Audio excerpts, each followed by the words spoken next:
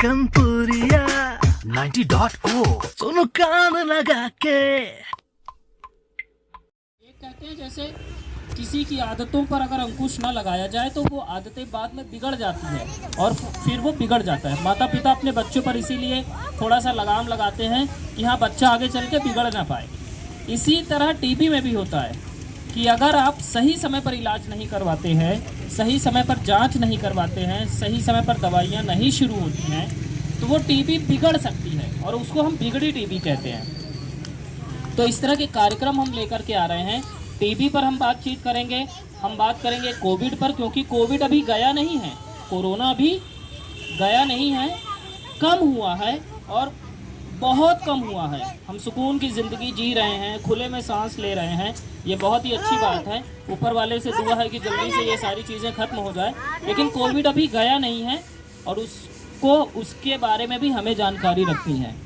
तीसरी बात है जच्चा बच्चा स्वास्थ्य और पोषण। हम 3 मुख्य विषय पर कार्यक्रम लेकर आ रहे हैं, टीबी पर, कोविड पर, जच्चा बच्चा स्वास्थ्य और उसके पोषण पर। यानी कि जब किसी नन्हे मेहमान का आना होता है तो उसके आने से पहले और उसके आने के बाद तक बहुत सारी ऐसी तैयारियां हैं, बहुत सारी ऐसी सतर्कताएं हैं जिन्हें हमें जानना ज़रूरी होता है और ये सारी चीज़ें आपको मिलेंगी रेडियो पर। आपको बताना चाहूँगा हर शनिवार फ्रीक्वेंसी आप लोग रेडियो सुनते हैं? कितने लोग रेडियो सुनते हैं आप लोग? दीपक भाई अब अर्जुन आने लगा है ना रेडियो में, तो हम लोग अब तो आपके जाने पहचाने हैं, चहेते हैं आपके, तो आपको तो सुनना बनता है। और बहुत ही बेहतरीन बातें करते हैं, बहुत ही शानदार, पूरे शहर की अपडेट भी देते हैं। रेडियो हमें क्यों सुनना चाहिए? रेडियो सिर्फ गाने नहीं बजाता है, रेडियो हमारे लिए प्रधानमंत्री जी एक कार्यक्रम लेकर के आते हैं रविवार को, मन की बात क्यों करते हैं? ताकि आपसे जुड़ सकें, आपकी शिकायतों को, सुझावों को जान सकें और अपनी बातें रख सकें। तो रेडियो इसीलिए होता है कि सिर्फ गाने नहीं बजाता है, गाने तो मनोरंजन के लिए हैं, लेकिन इसके साथ ही ज़रूरी है सही जानकारी, अपने शहर की जानकारी मिल जाए, समाचार मिल जाए, बहुत सारी ऐसी चीज़ें हैं और वो भी विश्वसनीय।